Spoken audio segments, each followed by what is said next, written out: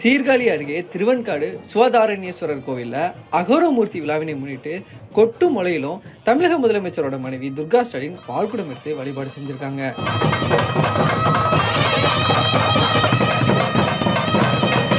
மயிலாடுதுறை மாவட்டம் சீர்காழி அருகே திருவெண்காடு கிராமத்தில் தேவார பாடல் பெற்ற பிரம்ம வித்யாம்பிகை சமதேஸ்வரர் கோயில் அமைஞ்சிருக்கு.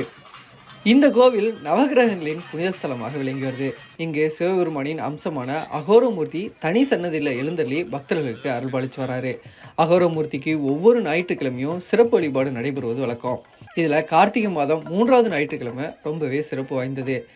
இந்த நாளில் பக்தர்கள் பால்குடம் எடுத்து வந்து அகோரமூர்த்திக்கு சிறப்பு அபிஷேகம் செய்து வழிபாடு நடத்துவது வழக்கம். இத்தகைய சிறப்பு மிக்க அகோரமூர்த்தி திருநாளில் கோவிலுக்கு வந்த தமிழக முதலமைச்சர் ஸ்டாலினின் மனைவி துர்கா ஸ்டாலின் சூரிய தீர்த்தத்திலிருந்து பால்குடம் எடுத்து கோவிலை வலம் வந்து அகோரமூர்த்திக்கு அபிஷேகம் செஞ்சார். அதைத் தொடர்ந்து சுவாமி அம்பாள் மற்றும் புதன் பகவான் சன்னதிகளுக்கும் சென்று வழிபாடு நடத்தினார். இதனையடுத்து ஆயிரக்கணக்கான பக்தர்கள் சூரிய தீர்த்தத்திலிருந்து பால்குடம் எடுத்து வந்து அசோகமூர்த்திக்கு அபிஷேகம் செஞ்சாங்க. இதில் சீர்காழி ஒன்றிய பெருத்தலைவர் கமுலு ஜோதி தேவேந்திரன், மாவட்ட அறங்காவலர் குழு தலைவர் சாமிநாதன் உள்ளிட்டோர் கலந்துக்கிட்டாங்க. சிங்காதனம் சந்தன மரம் அல்லது தேவதாரு மரத்தினால் செய்யப்பெற்று பொன் அல்லது வெள்ளியால் கவசம் இடப்பெற வேண்டும்.